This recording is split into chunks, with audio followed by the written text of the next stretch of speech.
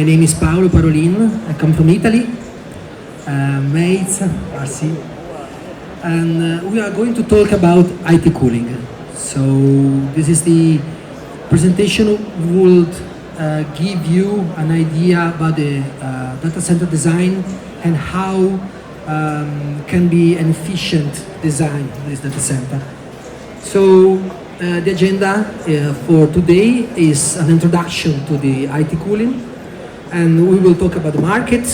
Market is growing on IT cooling, by the way, all around the world. And then efficiency in a data center, what does it mean? Which level of efficiency we can reach in a data center? And then we move to point number 2, cooling equipment. The application we can have, how we can cool down the servers, and the features of the unit that then can cool down the servers. And then we will talk about some project, just quickly some reference, and then a conclusion. So I move to this part because this is the most important part. Every 1 minute of the day, all these things happen. Facebook, 44 million of views. Facebook, 240k photos, or TikTok, or Google, or Snapchat, or Amazon. This is in 1 minute of every single day. And how much data is generated? Well, a lot. We are talking about zettabyte. Zettabyte is 10 elevated exposed at 21. So it means trillions of bytes. And this is something that we see is growing. This is the global internet population growth, and we from 2016 to 2021 is growing. We all know that we are using internet more and more. And that means this is a good opportunity because the market is growing, and the data center market is growing from, this is a view from 2022 to 2029. The blue one on the top is Middle East and Africa, but we see that all the world is growing and is expected to account by 2029 93,000 million of revenue. But where are the data centers located in the world? This is a map taken from the web, where we see, of course, yes, in the States there are big sites for data center, and then in Europe there are, like we can zoom Europe, we have London, we have Paris, we have Frankfurt. So the red one is the sites, the cities, by the way, where more than 100 data centers located. The yellow one is between 10 and 99 data centers. We see here we have 13 data centers now, but this is growing more and more. What is true is that data growth and energy consumption are linked together. So that comes to efficiency, that comes to energy consumption. If we split the TCO, the data center 10-year total cost of ownership, so the total cost we have in managing a data center, we see that the facility, so the building itself, in 10 years, it's 25% of the cost. The 50% of the cost in owning a data center is about energy. Is the 50%, is the red one. So energy is really important, and something we have to take care about. And this is really actual all over the world. How to use this energy, how to be more and more efficient, and also the data center market is included in that view, in the general view. But where does the power go in a data center? So let's take 1 megawatt ampere from the grid. Then we have power factor, and from 1 megawatt ampere, applying the power factor, we have 800 kilowatts that go inside the data center. And then we see here we have various loads. Of course, we have the IT load, the server, that are the main target for a data center. So the server consumes, they take energy from the grid. 60% of the energy consumption is taken, it's 500 in this example from 800 kilowatt. So 60% of energy consumption goes to IT load, and this is good. This is the effect we want. We are building everything just for the servers. But then there are other loads that can be something that we need to make a data center run. And one of this load is the cooling, because the servers, as every computer, they heat up the air, they must be cooled down, and so 30% of the energy consumption is for cooling down this IT load. So it's really a lot of energy. Then it comes here, so the concept of PUE. So we saw that a lot of equipment are in a data center. So we can say, okay, why not take a ratio between the IT load, that is our effect, we want to keep the server powered up, and a ratio between the total facility load, so the energy we put inside the data center and the energy that we use to keep the IT load. The lower is this ratio, the higher is the efficiency of the data center. So this is typically, there are typically some level of efficiency we can find in data center. 3 is very inefficient. It means that to have a IT load of, I don't know, 1 kilowatt, for instance, we need 3 kilowatt for all the data center building to keep everything alive. And then we go down to a very efficient data center that has a PUE of 1.2. It is hard to reach these values. It's not so common to have 1.2. Of course, it comes first of all from the design of the data center itself, and then to the efficiency of every single equipment. It is true also that this efficiency in the years has flattened out. We start from 2006 that we have a PUE of 2.5, so really not efficient. We go down to 2010, 1.98, and then it has flattened in the last years because it's more and more difficult to give efficiency to the system. Yes, in the beginning it's easy. You just remove something that is inefficient. You have a new design of the unit, but then of course you cannot go down. Always go down, and this flat out. The PUE of the year 2022 was 1.55. So 1.55 is the average that we have in the data center according to these statistics that we have all over the world. How to increase the efficiency? To get better efficiency, one of the trends, we can touch several aspects. One of the trends is about the air temperature that comes inside the rack. So then we have the ASHRAE guidelines. This is the psychrometric graphic, and then we have an area here that is recommended by ASHRAE, meaning the air inlet to the server. It is true that during the last years, servers accept air that is warmer and warmer, hotter and hotter. Now a server can accept air up to 40 degrees in entrance because there is an evolution of these units. And so, since rising the air, it is the air temperature, it is something that gives more efficiency to the units, to the cooling units. So the trend is to increase the supply air temp to the servers. So now we have an area that is a recommended area, goes from 18 to 27 degrees.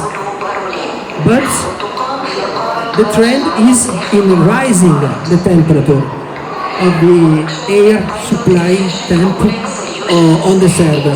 Why? Because it gives us more efficiency. And the server can accept that. In the past, the old server cannot work at this high temperature. but the server renovate more than the cooling equipment, as we know. The computer, the chips, they will renovate every 3 years. At least a server can last 3 years in a data center. Meaning that, okay, we can rise the air temperature. There can be other things to increase the efficiency. For instance, we can close the server areas.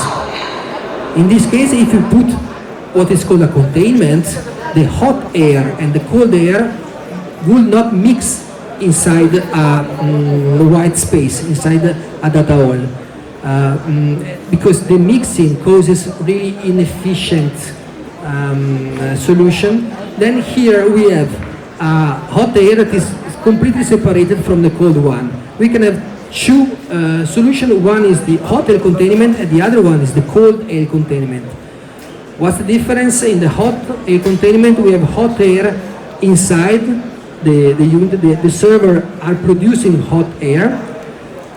We close this hot air and then we take it and we take it directly, we supply directly to the air conditioner that produce again cold air given outside to the servers.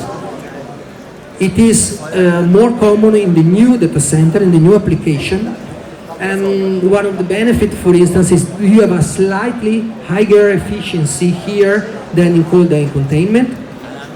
And then if you have to work on the units, if you have to enter in the units, you have a more comfortable room temperature here if you have to work.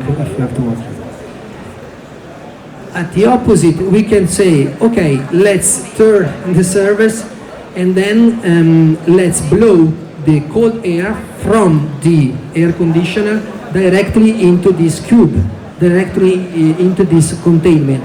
So this is the cold containment. Outside the server will blow out the hot air, and this hot air then will come again to the air conditioner, and that will cool down the air again.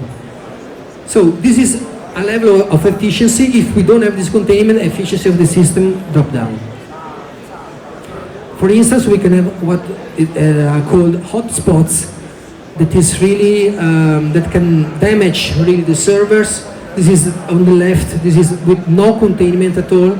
You see from the thermal camera. This is an example, but then we have hotspot also inside here. So here should be cold air, and this hotspot can damage the servers. On the opposite, with containment, we have that everything is hot and cold air are separated, and so we have no hotspot. That it is our target. Our target in the end is to cool down the servers. That is our mission. And again, on the right side of the screen, you see the two solutions. Now maybe it takes more clear because we have a section, and then you see the cry unit blowing cold air in the cold corridor, in the cold air solution, and then you have two separate plenum in the hot air. So meaning that you have to build also this plenum. It's the cost at the beginning are a little bit higher here than here, because you have a technical floor here where you have to blow the air, and then you have a plenum on the top. Here you just have the technical floor. So when possible, this is most efficient, but at the beginning it costs a little bit more for the structure. In the end, the return on investment is better here than here.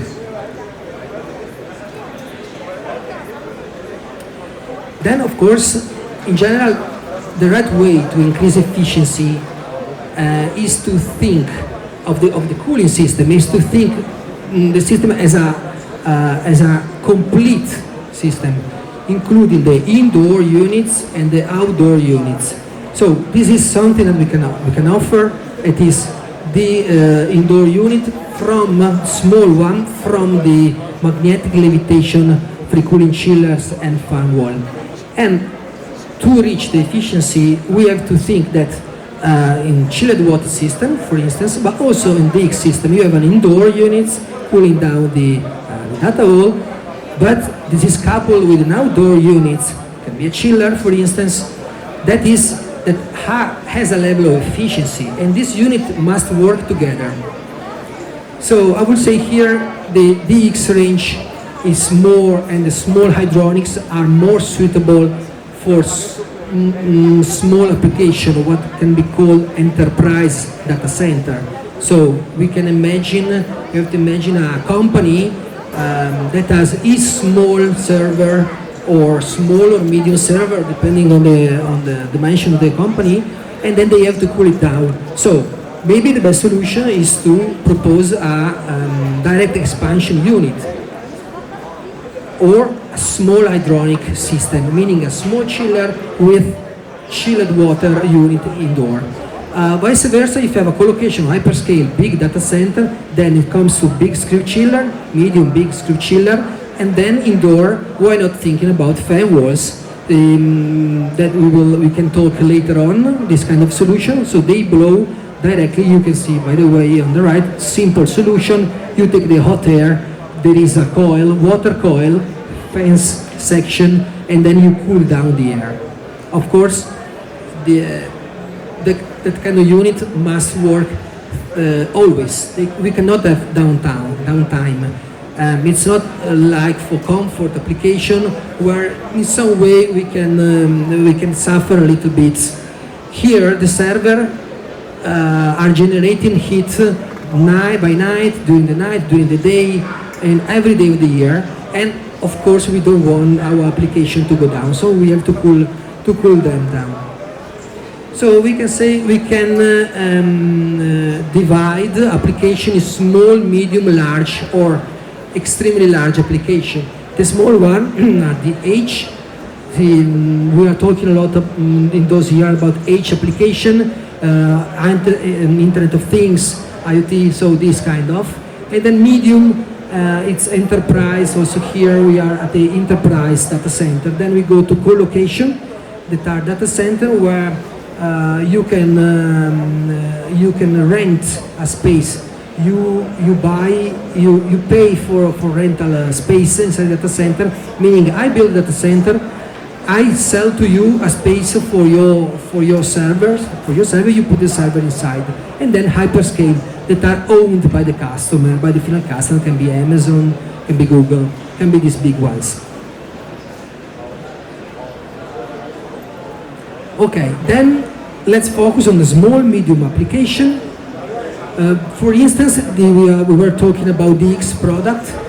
This is a X-Next 3 product that is a direct expansion cooling unit, perimeter unit, can be upflow or downflow for the air. This is coupled with a remote condenser that is called GR2 and DR2.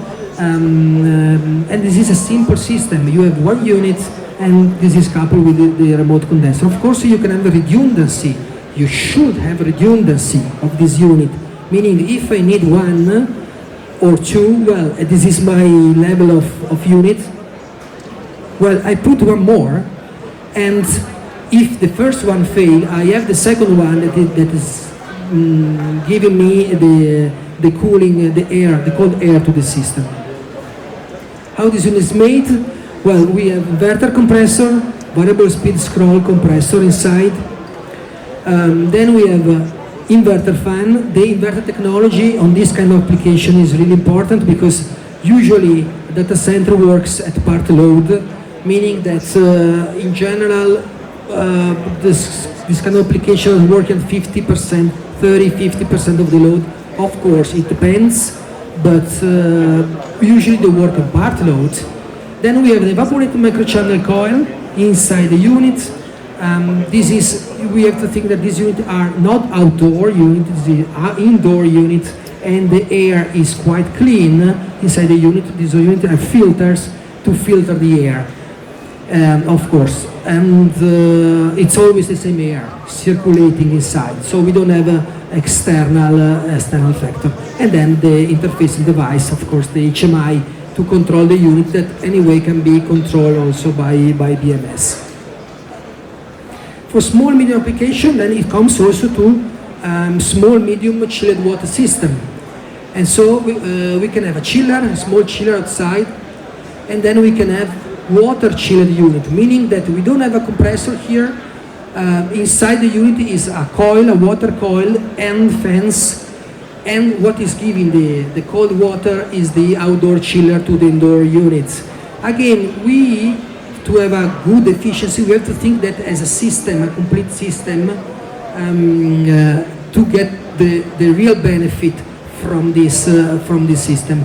And one of the logic that can control this is called HPC.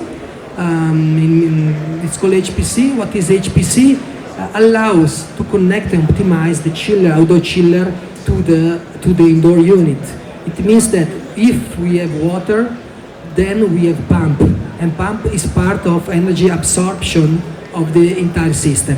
So this kind of system can anyway optimize and control the combination of the pump control, the speed of the part load of the unit, and to have a efficient system. For instance, if the load goes down, then we don't need, if the load request goes down, then we don't need to have to pump the system at 100%. In this case, the system notice that, and maybe it can slow down the inverter pump that are present in the system. That bring to a good level of efficiency to the entire system. The units are connected with the LAN multi-manager, with some LAN units, the outdoor units and the indoor units, so they talk each other. And they find the best way in operating.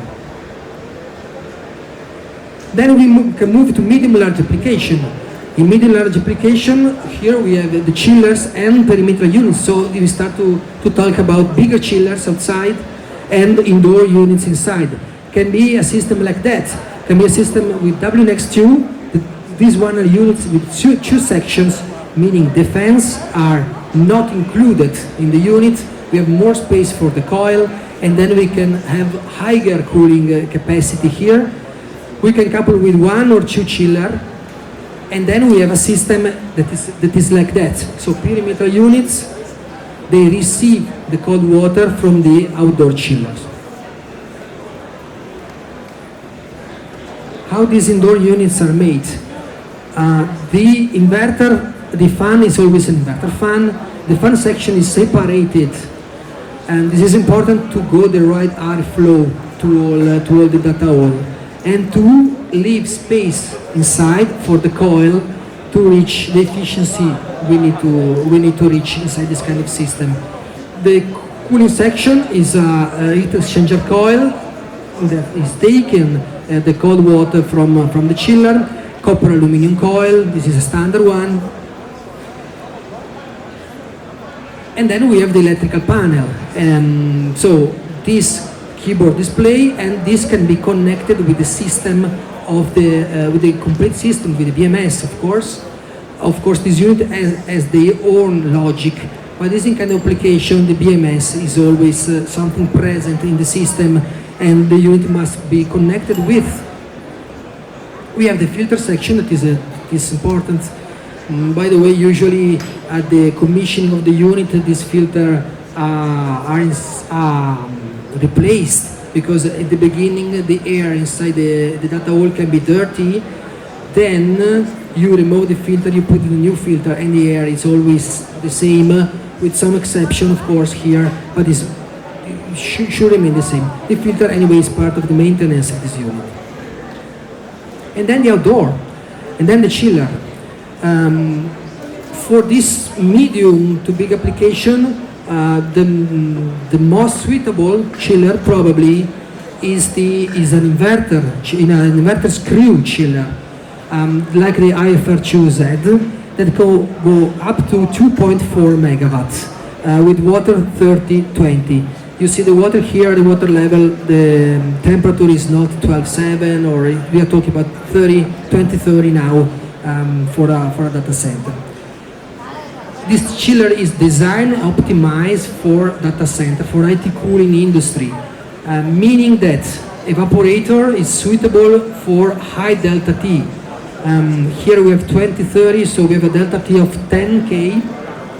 And so, we need to design an evaporator, and this is designed in our R&D, that can handle this.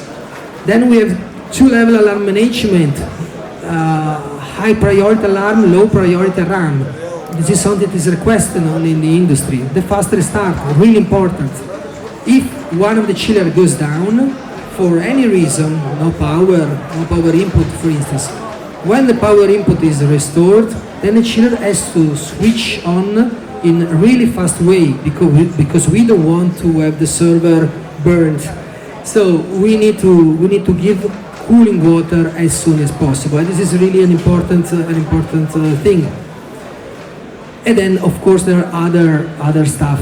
One of that is the ATS, automatic transfer switch. So meaning that we have two power lines going inside this kind of unit. If one power line face down, we switch to the other power line in order to keep everything alive and to continue to go to give cold water to the system. Faster start is highlighted here. 25 seconds to restart the first compressor, meaning that I switch off the chiller. I have no line from the first line, the power goes down, it switches to the second line, and then after 25 seconds, the first compressor starts up. Then it depends on the numbers of compressor to reach the 100% of cooling capacity after the power restoring. In this case, we can reach with two compressor chiller, we can reach 100% of capacity after 180 seconds. After 3 minutes, 100% of the capacity. So this is really important, this kind of application, as well as the other option that we have, the compressor rephasing to increase the unit's power factor. Yes, these units are working 365 days a year, 24/7. They are always working, and so they have to not to take a big power input or any way to rephase what is the power they are taking from the grid. Harmonic active filters, they are inbuilt on this unit for the same target. So inverter devices, electronic device produce harmonic. We don't want this harmonic, so we have to put the filters here in this unit. It is true for chillers. It is true also for indoor units. And then the demand limits. If my unit is taking too much power, then I can limit this power, because I don't want to pay more the bill to the electric grid company. And energy meter for BMS, yes, also I have to keep all the system under control. So an energy meter telling me the cooling capacity of the unit, the electrical data of the unit, the power absorbed by the unit. Then I give this data to a BMS, and I have everything under control. Then we can move to large and very large, so hyperscale and co-location data center. Here we can have we do have dedicated products. That can be a magnetic levitation chiller, meaning a turbo core chiller. Should be free cooling. Free cooling, it really gives a hand for energy efficiency. Also in hot countries, more and more. Or during the night, or because we can work at partialized free cooling, meaning that we start from very high temperature, outdoor temperature, we start to operate with free cooling in combination with the compressor. So this is what we call partialized free cooling. Then going down with the temperature, we can go 100% complete free cooling, and we have cold water for free, almost for free. This is HFO. This is again comes with the refrigerant. You know that in this moment the refrigerant, we have some updates. Our unit can be with green refrigerant, HFO, R1348 for sure, but then it comes also to HFO. It is really common, it's coming more and more. We can propose both the version of refrigerant in turbo core chillers, also in screw chillers. And then inside, when it comes with a data hall like that, we can propose a RC wall, so a fan wall unit. So deep in detail for the turbo core unit, well, yes, oil-free centrifugal compressor, that is the heart of the unit. So you will have high efficiency at partial load, very high efficiency, and we know, we understood that this kind of application is working mainly at partial load. So this is really good for this kind of application. This is a return of an investment that is really good compared also with the screw compressor. Of course, each installation is different, and each installation must be designed and studied together. But then, yeah, this unit is a new one with some new features like the low lift pump.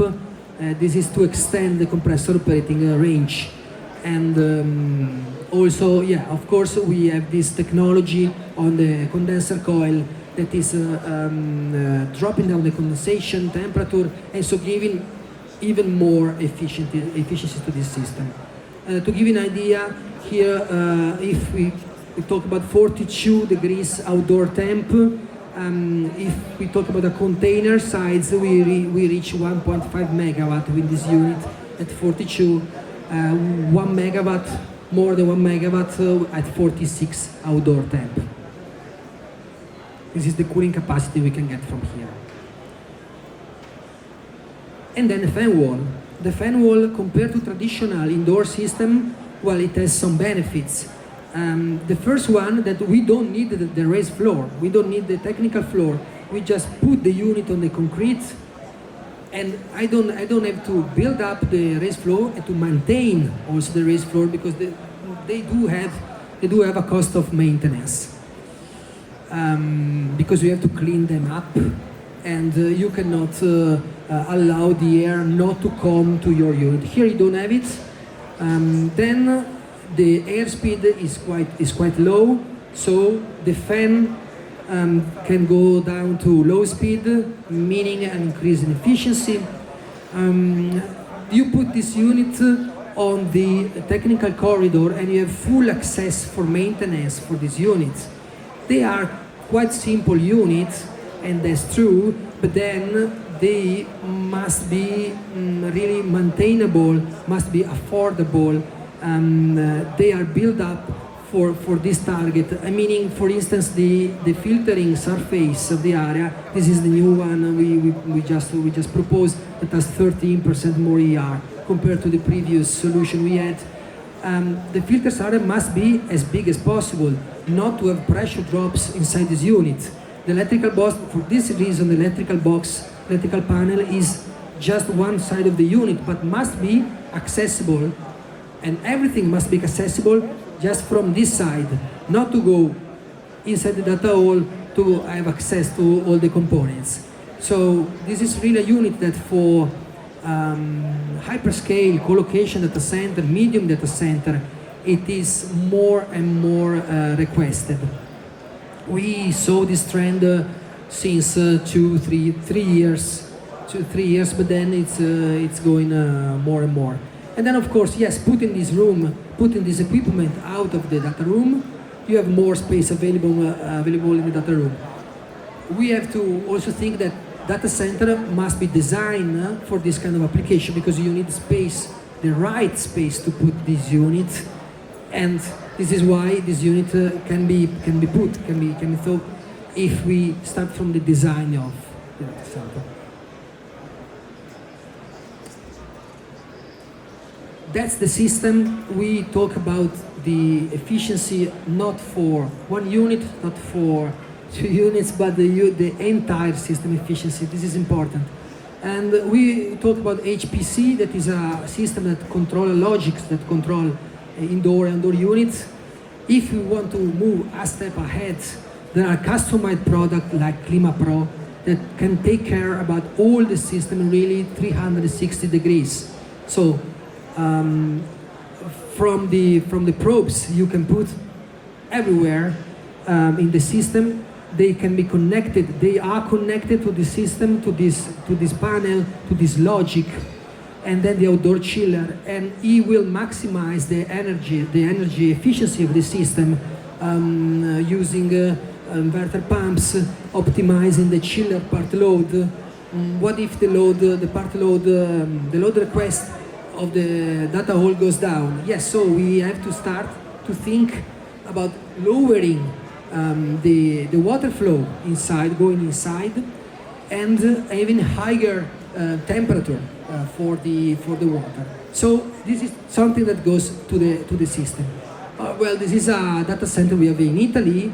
This is how it can be, how it shows. So this one are the outdoor units. Everything is connected. Then this device talks to the BMS, and everything is under control and optimized. This is how the indoor unit, you can control them. If you have an hotspot like here, you discover that and you find a solution for that. Then I go to almost the conclusion of my presentation here, and some reference. We have some co-location data center. We will talk about, in this case, 22.4 megawatts. This is in Dubai. Another one is in Italy, and we have 24 chillers on the roof. They are following modulating philosophy. So they go with data hall and package or copy and paste package. Then we were talking about fan wall. We have in the MAM we have this application. That in this case is a 24 megawatt data hall, and then there are 3 data hall, by the way, 3 plus 1. And then we have a 60 plus 20 fan wall. This is a unit we already seen in this data center. Another one is a co-location data center we have in Qatar with 11 megawatt. And then we have a lot of, really, we are making this kind of system since 1960. So we are quite expert, I can say, that this is in China, 70 megawatt data center. And then in Italy, of course, but also all around the world, from Denmark to Poland, and then we go to Qatar, the UAE, Australia, we go to South Africa. So we are really global company that can help you. So conclusion of this is that the world data center is constantly evolving, and to be able to offer a full package of solution is a key factor, because we have to think about the system, not think only about the efficiency of one single unit. And here, to propose the indoor and outdoor unit, we know that unit, we know how they are made. And so this capability, we talk about perimeter unit, but also we have in-row units, so rack cooler units, we have fan wall, of course, crack perimeter units. If we link this with efficient water chiller, so yes, at the end we have we can say yes, we have an efficient system. Of course, we are quite expert on that, and with our partner here, Core Energy in Egypt, we can give you, we think, the best solution for the data center. So thank you very much for your attention. Thank you.